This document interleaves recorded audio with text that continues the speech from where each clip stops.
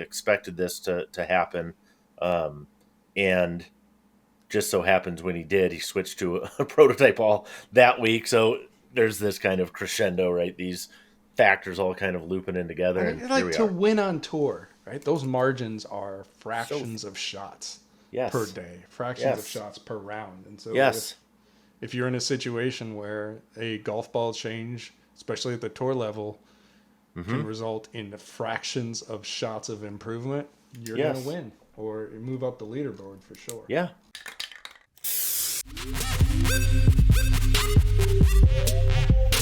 We have noises in the background. We have all sorts of things.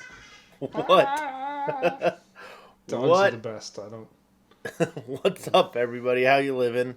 I got a No putts given. That's a lie. We're back.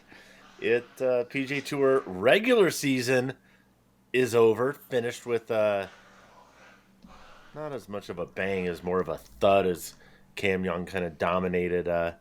But there's always some fun storylines in there. And again, we got to get into some equipment. Nelly Korda, her reign as the number one player. The LPGA, that came to an end. Sorry, Nelly, but you're still a hell of a player. So we're. It seems like all we talked about last year on the LPGA was Nelly, and this year I don't think we really mentioned her once. So not a ton. No, last year was Nelly or Scotty, Nelly or Scotty, Nelly or Scotty. It was great to be a TaylorMade executive trying to figure out who do we support this week. We have a lot of winners going on. Opus, Spa, Opus Spa. Got to talk about that. Lab golf. Last week we said we couldn't get into some of the details.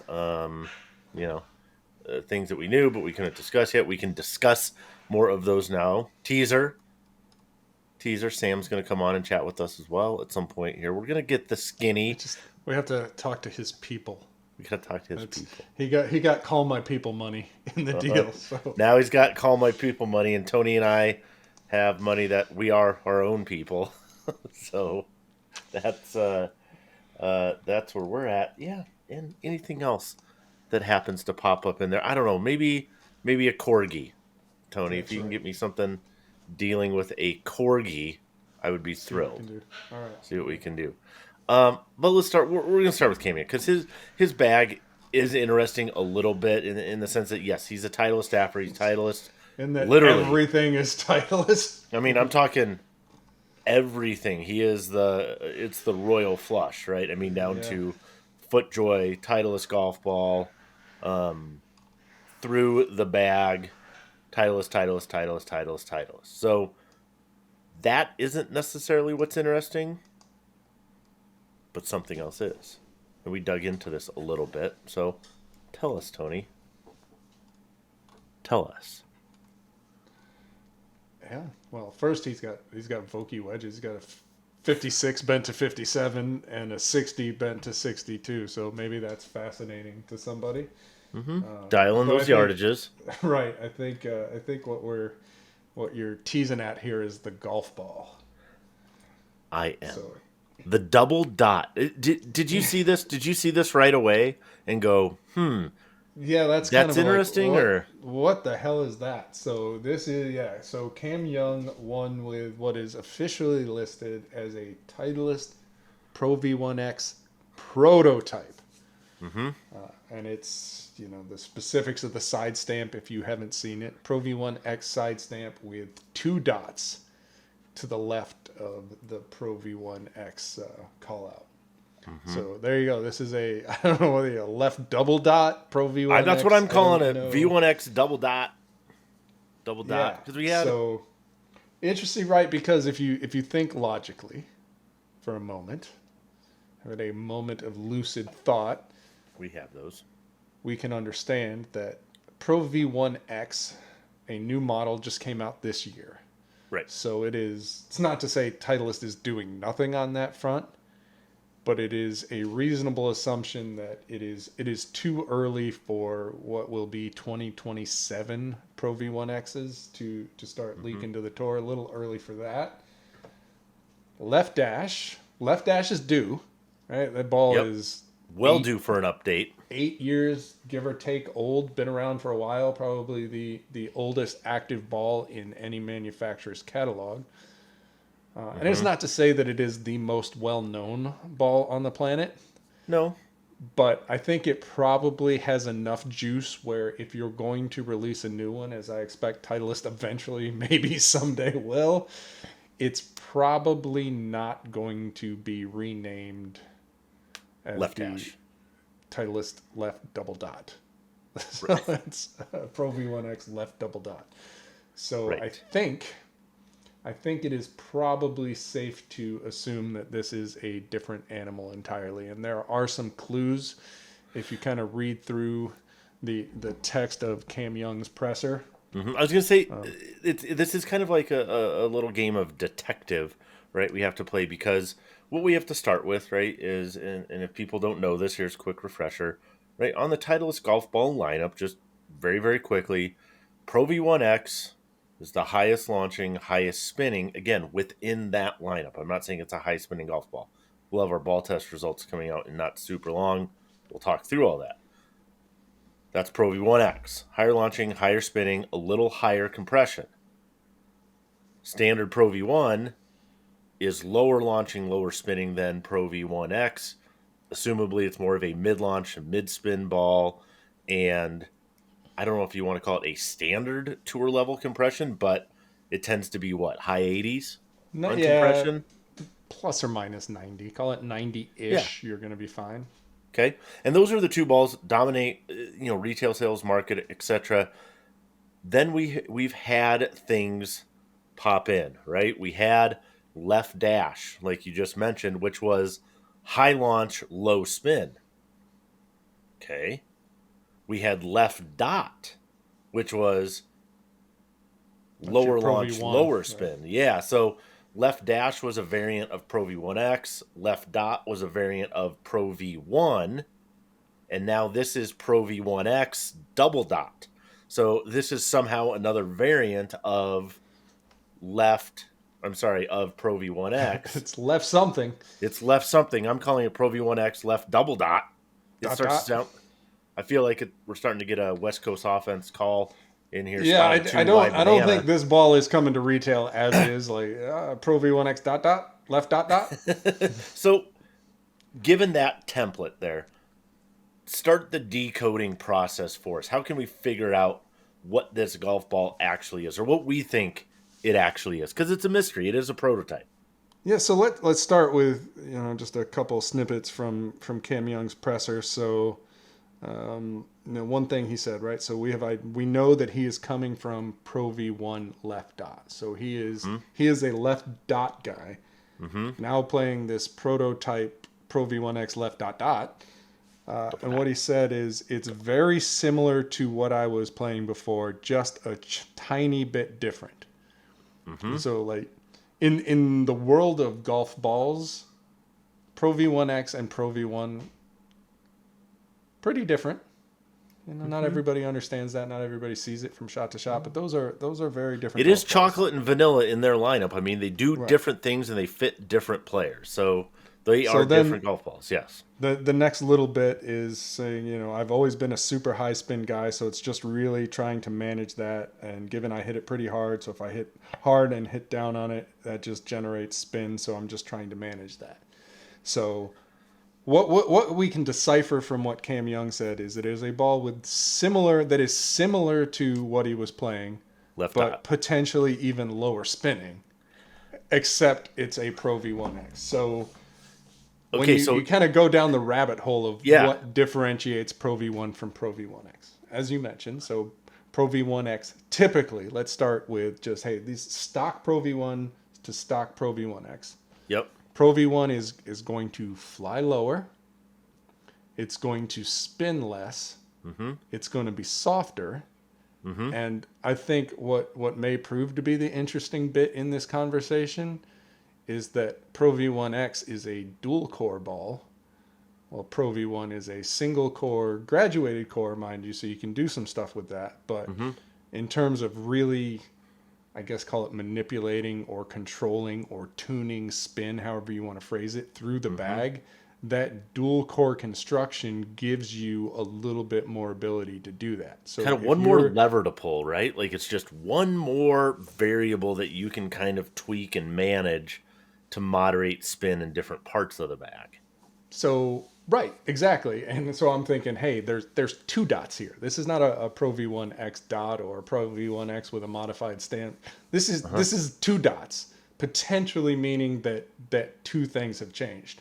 So the initial question I had was, is this finally the left dash? Well, no, they're not going to change the name of that, right? Like that's It would probably, be I don't an want to say odd, it's sacred. It would be an odd decision. And it'd so, be all an right, what are odd we dealing decision. with here? Yep. Two dots. All right, well, what if we were going to make a Pro V1X and we're going to give you Pro V1X construction? So that's going to mean firmer. Four layers, We four typically piece ball. measure, all right. We typically measure Pro V1X.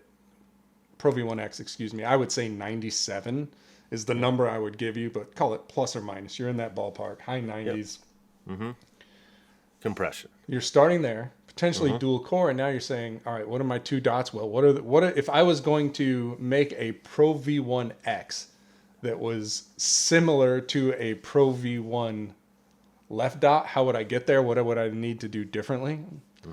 With a Pro V1X construction, I would need it to fly lower and Take need out it spin. to spin less. So I think that's what kind of, if you kind of follow this, like, all right, well, Pro V1X, all of them are dual core, right? Every single Right. one of them, no Yep. exceptions. But you do have low spinning variants, so we know that can be changed. Titleist is willing to say, yeah, we're going to make a Pro V1X that spins less. If we made a Pro V1X that flew lower, let's give it. That's two dots we could pull, right? That's two levers, a dot per lever, so to speak. And so maybe, that was my Maybe. guess, is he's going to be playing this lower flying, lower spinning Pro V1X that is, again, with presumably a dual core construction that's going to give you more ability to kind of take spin out where you want it out without necessarily robbing all of it out of the golf ball like you would going to that, Yep. kind of that left dot type single core construction. It gives you, again, more flexibility to work with here. So Yep. I think that's where we're at. And, I would assume that now, how it works on tour. A guy wins with something and everybody's going to be curious. Ooh. And so I don't know if we're going to see mass movement to Pro V1X left dot dot. I don't know, but I guarantee you some other guys are going to take a look at it, and then They'll inquire. fair to say It's- this is it. From what I can see, this is like a true CPO. This is not that custom performance option. Really, almost designed. Probably fair to say designed with Cam Young in mind. It's And whether or not this, like, we're a long way away from the conversation of, is this coming to retail? I was going to say that was going to be one of my points / questions. Things to reiterate. Number one, nowhere close to that. Number two, there's two other things that he said that I think are worth pointing out. One is, talking about kind of during his practice rounds and this and that, saying, it was a par 3. He's kind of between 5 and 6 iron, and with left dot, saying, no way 6 iron gets there. I'd be hitting 5 iron here, and hit 6 iron with the new ball and absolutely stuffed it, flagged it, and it was like, no way. Like, that's incredible. So in my head, I go, okay, a guy that's a high spin player, so he fights spin throughout the bag, and a lot of, and like I said, he, particularly being steep with irons, generates a massive amount of spin, and he's really fast. I mean, he plays dynamic old X7 shafts, which are functionally rebar. You just can't. I mean, You just can't. and he spins like, okay, he's fighting spin with that shaft and a combo set of muscle back iron. I mean, he's doing everything he can to take spin out and still struggling at times to do that. So if he was able to hit a 6 iron where he was hitting maybe 5 iron before, what that tells me too is like, hey, the way a player is going to do that is, again, cheating iron spin a little bit. And so, again, you talked about a dual core design. Part of that thing, right? That part right there made me go, because we know it's not the cover and it's not the core that tends to be as responsible for mid iron play, 5, 6 in there. It tends to be more of that mantle layer. So Yeah, I it's don't know that if they. interaction, right? It's There's that. definitely interaction between layers, and if you can Yep, fine tune precisely. that interaction, so to speak, That's tweak where I'm it, going. tune it, you can Yep, again kind of take spin out where you want it to come out yep, without stealing it everywhere. yep. And if you're dialed into the golf ball that you currently play, this is just interesting. It should have no bearing on like No, it's I not. can It's, tell it's right. It's you. not like, oh, this is a better tour. I'm like, it's not. No, Again, it's it's not better or just worse. Titleist is not sitting at the factory going, all right, like let's make good balls over here and less good balls over there. It's just different. yeah. And certainly I'm curious to try it, but I would venture to say that the average golfer does not have the same need to take spin out under very specific circumstances that Cam Young has. So You don't it's one, not you to don't say hit it it couldn't hard work for enough. you, but To yeah, you don't generate that spin. And three, if you are a really high spin player and you're looking to cheat spin, there's going to be a lot of different ways to do it. Um, these guys are so dialed and so tuned into what they need out of every club and every part of their bag that this is one more tweak that he made, and it's also notable because Cam Young's a guy that I think a lot of us feel like should have already won on tour, and now is where we thought like a Tommy Fleetwood would be or whomever else. So his first PGA Tour win, and you go, okay, that's awesome. We've seen the talent, we've seen the skill, we've expected this to happen, and just so happens when he did, he switched to a prototype ball that week. So there's this kind of crescendo, right? These factors all kind of looping in together, and here like we to are. win on tour, right? Those margins are So fractions of shots per yes, day, fractions of yes, shots per round. And so yes, if you're in a situation where a golf ball change, especially at the tour level, hmm can result in fractions of shots of improvement, you're going to yes, win or move up the leaderboard for sure. yeah. And he put it all together. So congrats to him. I mean, that's awesome. Let's go from one major manufacturer to another. How excited should I be for these Opus SP wedges? We call them Opus. Uh, Opus was new last year, right? We closed the book on the Jaws franchise and the Jaws kind of naming convention world, and went to Opus, and now we are on Opus SP. So again, I'll go back. How excited should I be about these? I don't know. I think there's an interesting story here that we'll get to. Mm-hmm. The fact that Opus was a 1 year product tells me that maybe Callaway wasn't either completely satisfied with the product or certainly not completely satisfied with what it did at retail. Because again, from a major manufacturer, from any manufacturer, a 1 year release cycle on a wedge is a quick turnaround. And to be clear, this is not a Mm-hmm. line extension. This is a direct replacement for Opus. Yes. So that part makes me go, all right. Do you, Is there still work to do? How we coming here, guys? well, I was gonna say just to that point, real quick before you move on. Do you think it's possible that when Opus again launched last year, that this like Opus SP was already in the works, and it was like, hey, we know we need to get 1 year out of these, reintroduce them, get them there, but we already have the next generation effectively in the works, and so it was kind of like a predetermined 1 year I think cycle, or maybe because if you look at the Opus line when it launched last year, you had Opus and then Opus Platinum, and the Opus Mhm. Platinum was designed to be kind of what for some manufacturers has almost been a gimmick wedge, and that's not what Callaway did. There's No, like they did not. it looked very much like a wedge, what I expect a wedge to look like. But kind of that part that I referred to as a gimmick that you see a lot of companies try from time to time is this idea of a raised center of gravity that's going to allow average golfers to get tour flight conditions, Yeah. that low launch with high spin.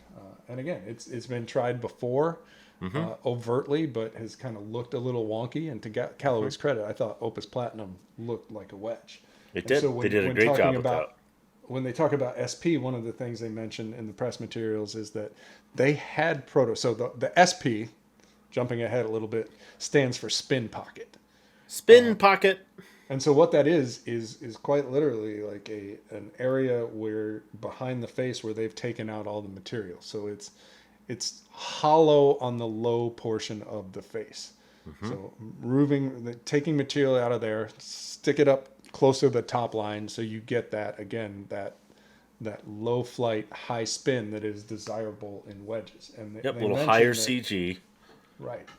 And they mentioned in the press material that they did have prototypes of the Opus Platinum that had the spin pocket in it. So this is not like brand new between releases. This is clearly Right. something they were working on. And so that gets you, here we go, Opus Sp. There we go. Okay. So two finishes, and as always, lefties are kind of screwed into what their options are. Limited. Much more They're limited. Yeah, everything. I'm not going to run down the full loft configuration. It's all on the website and the story. Yep. But again, so How do you think they look in hand? Mine haven't shown up yet. How do you think they look in fine. hand? Like I kind of put them side by side with a Vokey similar loft, and I would say, what I noticed is a little more angular. So in this top line transition again from toe, more angular there, and you kind of see it going into the hosel point or the power area as it's called. Yep. So that's where I noticed, but generally I would say a little more compact than a Vokey, very slightly. And again, I didn't get calipers out. I could be wrong if you actually measured, but that's just kind of how it looked to me. Sure. Angular there, but and a little more compact. So nothing that says, oh my God, it looks weird because they moved mass closer to the top line. So I don't have the graphic. Again, we've got probably graphic somewhere, but like in this area behind the face, they've kind of really just carved out a tunnel, so to speak, behind, taken that mass and allocated it along the top line. Again, more mass taken out of higher lofted wedges where you really want to bring the flight down. So it's kind of progressive in that respect. Mm-hmm. Yeah, and the other thing, and this is the one, like, it's always, I chuckle quite a bit when manufacturers tell a story for years and we kind of go, hey, you know what, like, okay, that's maybe half true or true to a point, and then all of a sudden there's a new product comes out and they kind of backtrack on all of the wonder and benefits of the previous stuff they did. So if you look, I don't know if this is going to come through. It might. Yeah, it's not terrible. If we can get the camera to behave itself. There are some kind of, I guess, call them micro features. And again, I've got a close-up I took on the article. Yeah. So you can really see what they look like. But it's like a cross-hatched pattern between grooves. The idea is to, in this case, help maintain spin out of the rough, particularly on mid to longer length shots. Kind of right, just get the moisture out of there. That's the typical as quickly story. as possible. Yep. And in talking about it, Callaway's like, yeah, we've kind of had these laser etch features on wedges before, but they only last about a round and a half. And so I'm like, yeah, exactly. That's what we've been saying. So you have these features that are, I would argue, in some cases, put on wedges to sell wedges, not necessarily to perform on the golf course. Because you take them into the hitting bay, you're going to get a big spin number, probably bigger than wedges that don't have these features. And you're like, oh my God, this wedge spins so much. And then you go out and you play 2 rounds with it, and there's absolutely no benefit because it's worn. So yep. Kind of owned up to that one, which again I kind of got a chuckle out of a little bit. Like, but they did do something slightly different, right? With this, I mean, they made these more permanent. Right. So, and that is the point of distinction. So these are features that are actually on underneath the finish. Mm-hmm. So these aren't like, oh yeah, we put the finish on and we just put some stuff on here to give it a cool pattern and make sure it performs really well in a hitting bay. This is meant to be more durable. So again, we'll see how that plays out. Yep. But they are suggesting you're going to see more spin out of the rough, and it's going to last for the life of the wedge. Yeah. So I mean, more like I said, if we're talking trends, take 5 years ago, 6, 7 years ago, 8 years ago, as we started looking at wet wedge performance, which really is a proxy for wedge performance across multiple, turf conditions, weather conditions from the rough. When you introduce moisture, right? It's similar to introducing other things. Basically, we're trying to test the grooves in the face to see what happens when you introduce something between the ball and the face, how does the wedge react? It feels like we've gotten to a point where before, I don't think we could say this, but now I think every major wedge manufacturer has an answer to that question. They have something. It's kind of like, before, not everybody, one point in time, not every car had all-wheel drive capabilities or something like that. Now everybody has one in their lineup, and now it's kind of like, okay, we have wet wedge performance, or we have, multiple condition, all conditions gear, type of stuff. And I feel like with Callaway doing this the way that they have, they're like, okay, we're going to get serious about performance from different conditions, and now we have that present in this line. Yeah, and to that end too, as part of becoming a serious wedge brand again and really competing with that, they've added, so the X grind was not on the stock Opus before. Correct. So this is a kind of interesting. In the parallel I would draw would be like to a D grind in the Vokey lineup. So a wider sole, but with plenty of heel toe and trailing edge relief. So you get high bounce with versatility. Yep. I was going to say it's the quote unquote kind of player's high bounce wedge. Right. So we've got T grind, which everybody at this point knows that's your low bounce versatile sole. C grind and S grind. Yep. Pretty middle of the road. C grind a little bit more versatile. S grind is pretty much the standard with just a little bit of relief in the little trailing edge. And then the W grind, which is the wide sole. Kind of find it interesting. You look through the grinds and knowing what I play, and I think you probably have at least one in your bag, right? That I don't really see anything like where's like just that F grind type thing where it's like just flat, boring, no relief, but really kind of high bounce.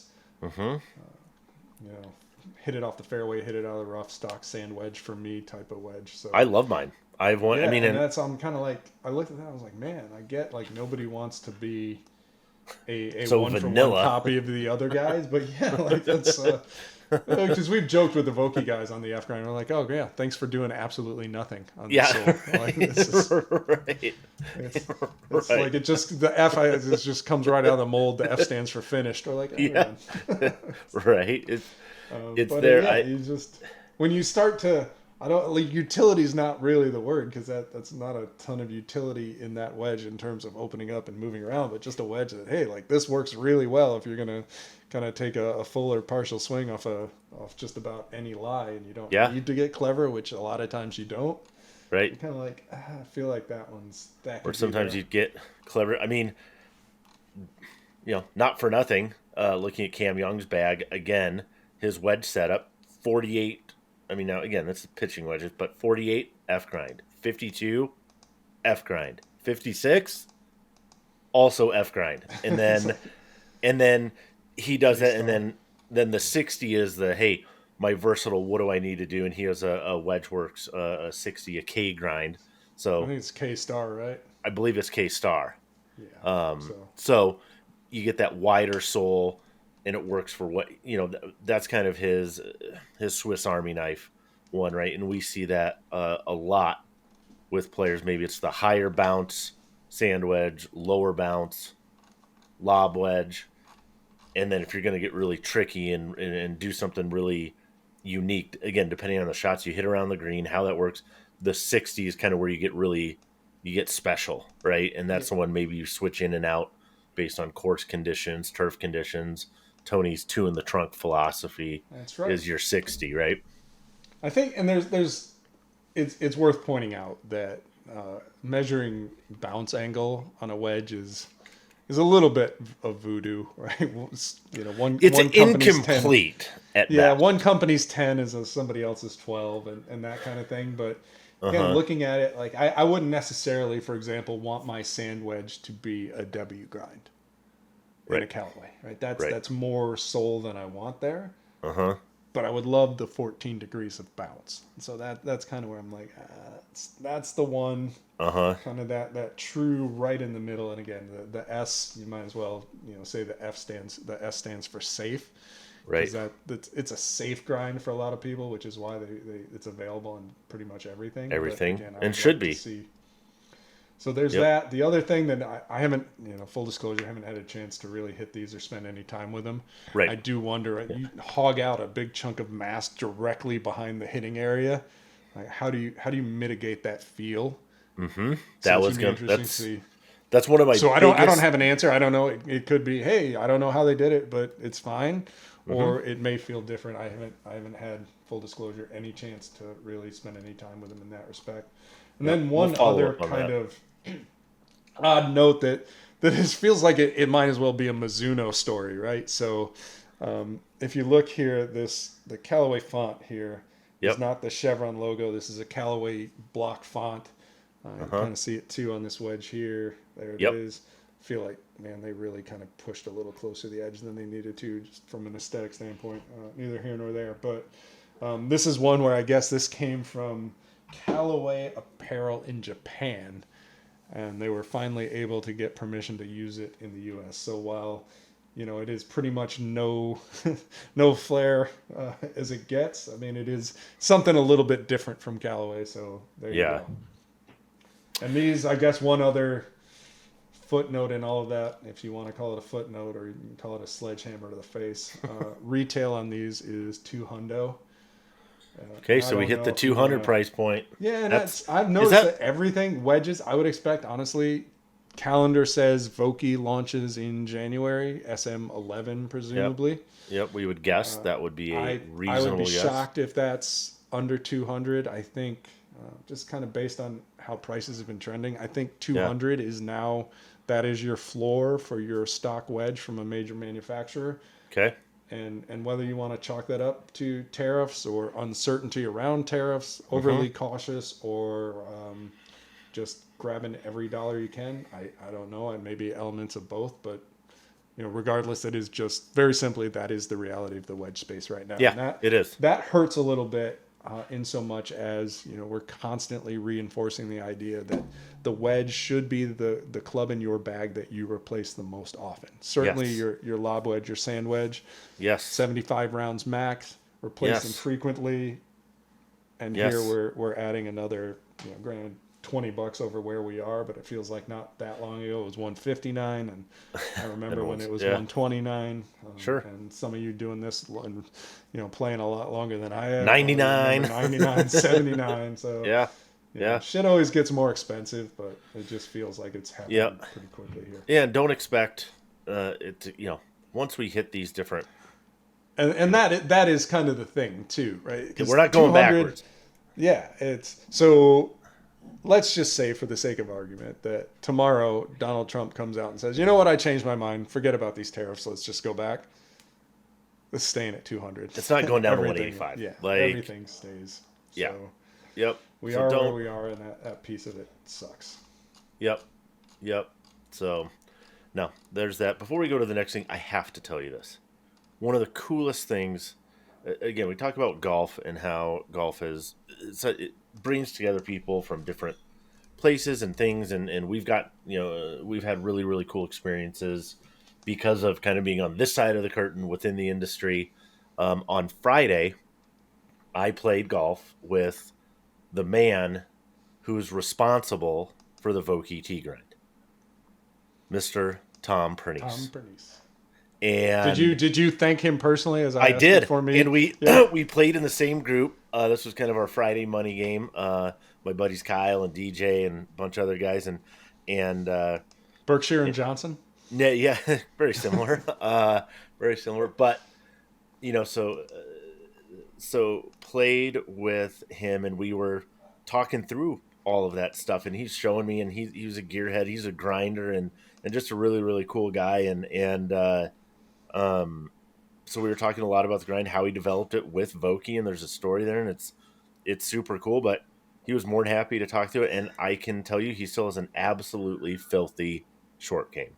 The tee grind, he owns it. He is it. Is he still carrying it? Because that would be the best part of the story. If he's like, he's like, no, I got a tee grind. No, I'm into tee now. Is that a lifetime contract? Like, look, we'll make this for you. We'll even say that the tee is for Tom, but you got to play it for life. There's no out. He is so good with it.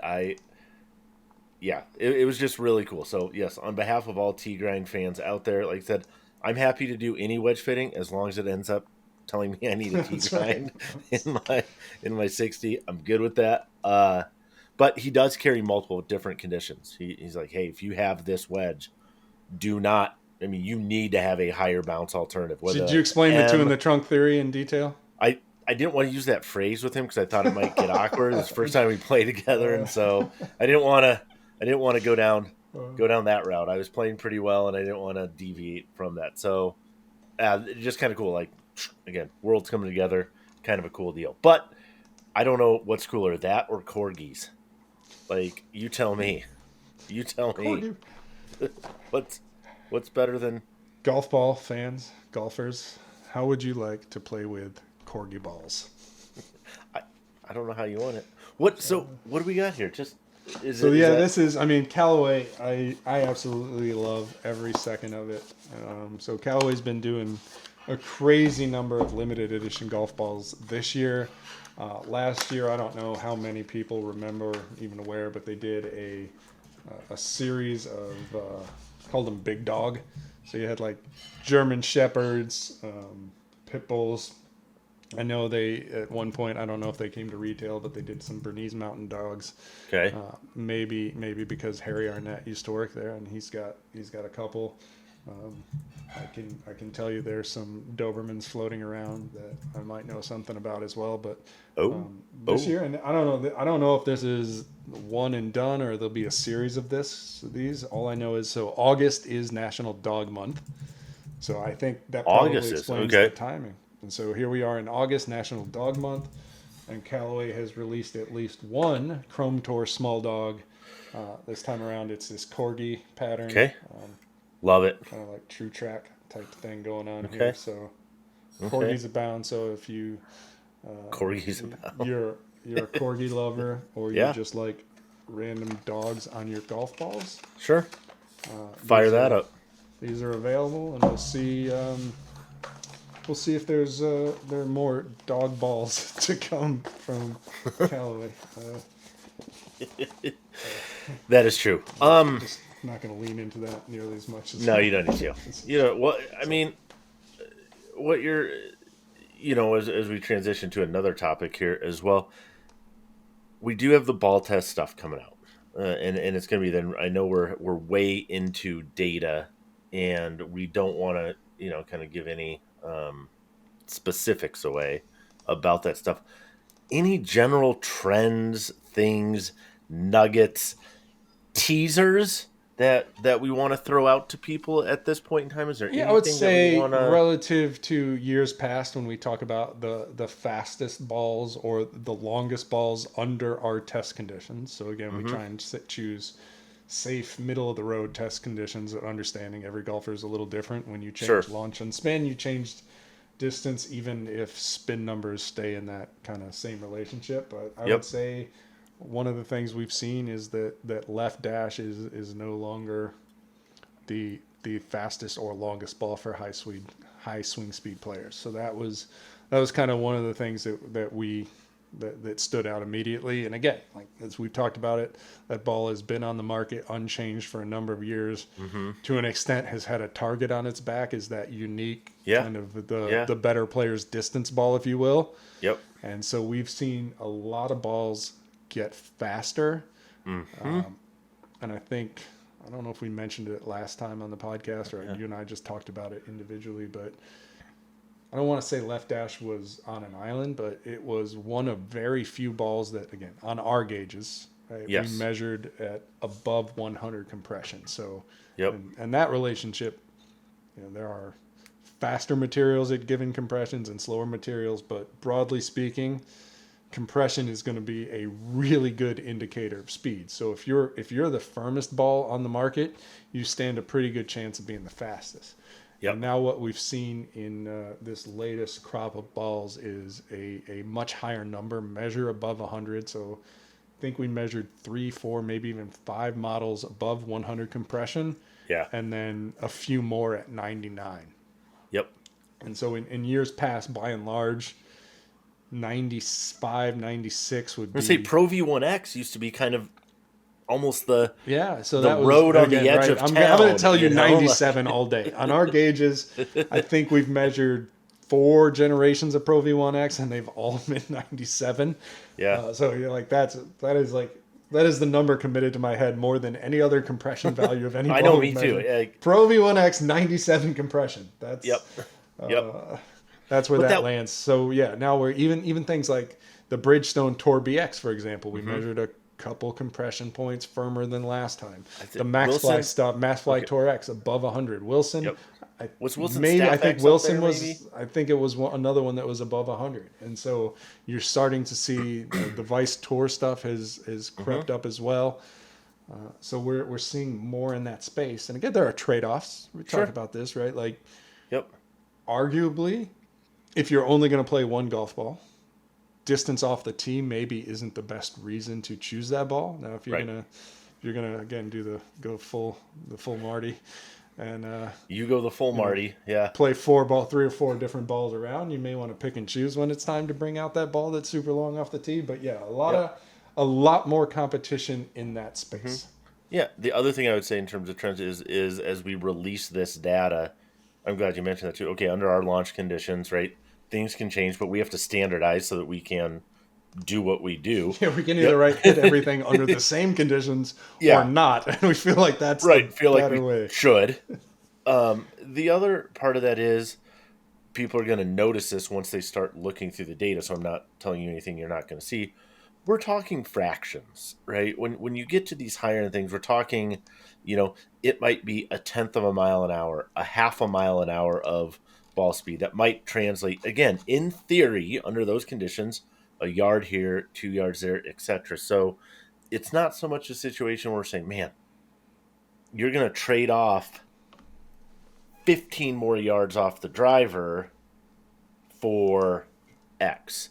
If we're talking about 2 balls that are very, very similar. Now, the other part of that is, the other trend there are massive differences in golf balls. We will see golf balls under the exact same launch conditions, ball A, ball B, 25, 30, maybe even 35. I don't know what the actual numbers are, but like 2 to 3, maybe even 4 clubs difference depending on your swing speed. The behaviors and characteristics are wildly different from a distance perspective and from a launch trajectory and spin perspective. So there are a wall of flavors of golf ball. Like, this isn't Baskin Robbins anymore. It's not 31 flavors. It's like 131 flavors. I mean, there is everything. And almost every one of those balls for a typical golfer is going to have benefits and compromises. So talking about left dash, for example, it's going to be really, really long off a driver. Still, like you said, we're not talking like, oh my God, it's now 5 yards shorter than anything else. No. Like, we're talking 2. Yeah, like maybe. fractions. Yeah. Right. Yeah. Right. And so there's that piece of it. But okay, it's going to be really long off the driver. But if you're really focused on maximizing greenside spin, well, not going to get that out of left dash. Not going to get that out. That's of not what it's designed to do. Right. So it's again understanding where you have to compromise, because chances are you're not Cam Young, and Titleist just isn't going to go, oh, you have this is the one problem with this golf ball. This is where you have to compromise. We'll just fix that for you. Yeah, this is easy. So. Yep. All right, last topic. 200 million is what, again, reportedly, that's what we reported. Other outlets, except they've confirmed it, that L.A.B Golf sold for. Give me one word to describe your reaction when, I mean, we knew this was going through and stuff, but when we saw the final figures and that stuff, one word to describe. Damn it. Wow. And then, like, quick wow followed by, well, good for Sam. Good for Sam, who out of that 200 million gets more than $1, less than 200 million. But he's somewhere in the middle of that range.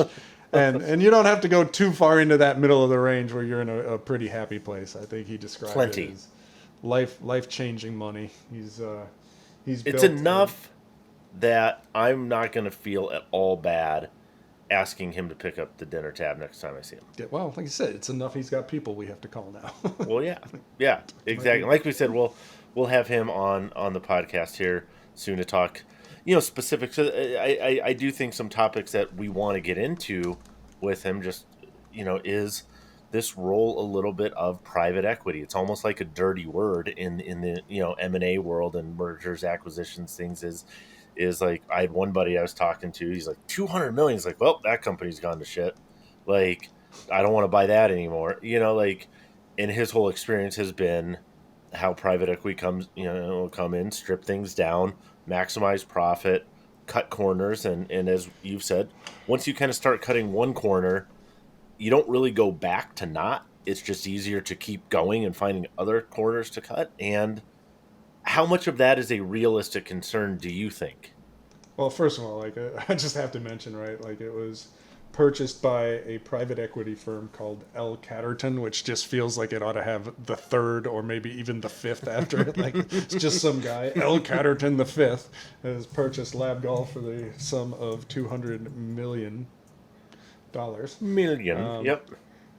Yeah, it's interesting, right? So there's all these words that you use to describe what private equity often does, and I think if you ask private equity what they do, right, it would be optimize, right? Like let's optimize you, kind of get rid of the stuff you don't need.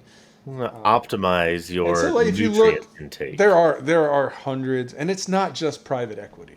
I think that's an important piece of it too. There are countless examples within golf, outside of golf, of companies purchasing another company and then wrecking it. No better way to put it. And I think, and it again, right? So there's opportunity here when you have that influx of cash. Like, one of the things we've talked about, or it should be aware to people, we've talked about lead times on Lab Golf, 6 to 8 weeks for a custom putter. Yeah, minimum. That's bonkers. Now, it may even be like 8 to 10 or 10 to 12 now. That's half my golf season. Like, imagine spending half your golf season waiting for a putter. Right.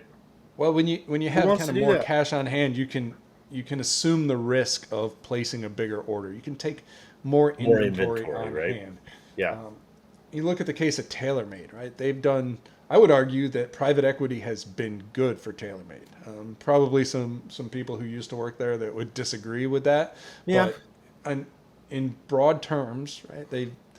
That business is streamlined. They've been able to purchase ball factories. There's a lot of good things that have happened in that respect. But again, I understand more the stories are negative than positive broadly. And I think a couple things, right? Do you have the good sense to say, in the case of Lab Golf, for example, are they going to go, hey, 90% of what you're doing is working really well? That's why we want to buy you. Right. Because that's crazy, right? Countless examples of companies saying, you know what, we have looked around the landscape. We think you guys are the absolute best at what you do. We want a piece of that. We want to share in your journey. We're going to come in, we're going to purchase you because you are the best at what you do. We want that. And then 6 months, a year down the road, going, well, you know what? We're going to change all of that. We're going to change things. We're going to make you do differently. We're going to tell you how to do it our way. And we're going to forget all about the fact that we purchased you because you were the best at what you do. And again, private equity, private sale, doesn't matter. We see this story all the time. Countless golf brands. And so it remains to be seen. Yeah. Are they going to let Lab be Lab, help them get better, but kind of maintain that culture, that ethos, all the things that make Lab so appealing to a growing number of golfers? Are they going to fundamentally? Are you going to let Lab be Lab?